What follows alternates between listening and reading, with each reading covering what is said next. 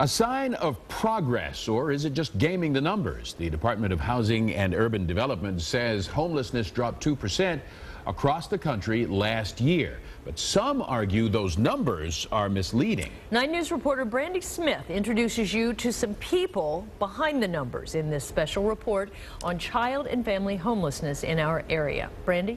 Thanks, Carol. The answer to the question of how many people are homeless will differ depending on who you ask and their definition of homelessness. And money to help people ties back to the definition. But behind the red tape, there are real people who know all too well the true meaning of the word. Lynda York works second shift at the Travelodge in Newport. Good afternoon. Thank you for calling Travelodge. This is Lynda. May I help you? Last summer, the hotel doubled as home for Lynda and her 3 children. It was hard. 3 months of living in a hotel is not fun. Lynda says the Brighton Center in Covington helped her when no one else would.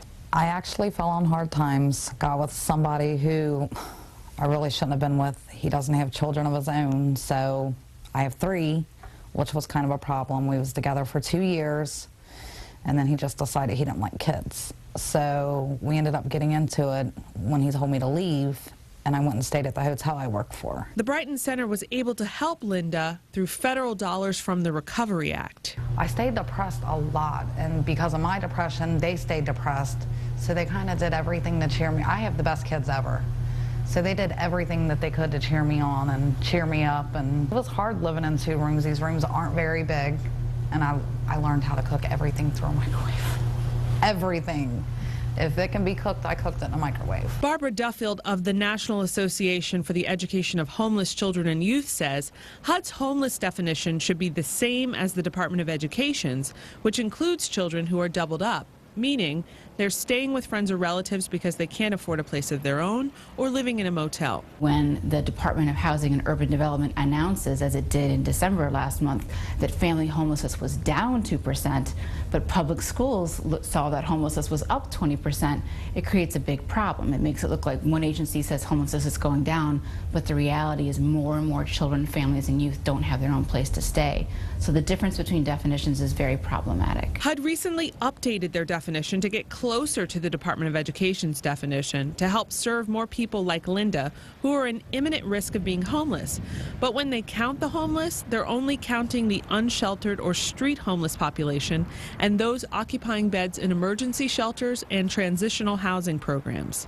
Josh Spring of the Greater Cincinnati Homeless Coalition. If they did count accurately, the numbers would be much bigger than they're showing now.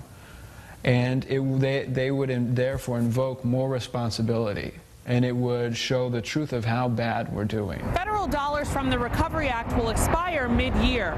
However, HUD says there will be more money made available, just a lot less money than the original grant from 2009.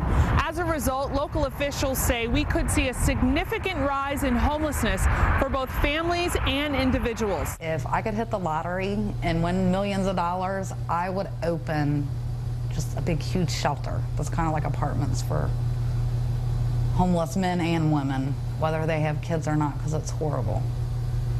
I wouldn't want to do it again, ever again. And I don't like seeing people go through it. Officials from the National Association for the Education of Homeless Children and Youth say one of their biggest concerns is the number of younger children experiencing homelessness. 53% of children living in federally funded shelters are under the age of 6. Clyde and Carol? Some sobering numbers and a story there. Yes, they are. It really is. Thank you, Brandy.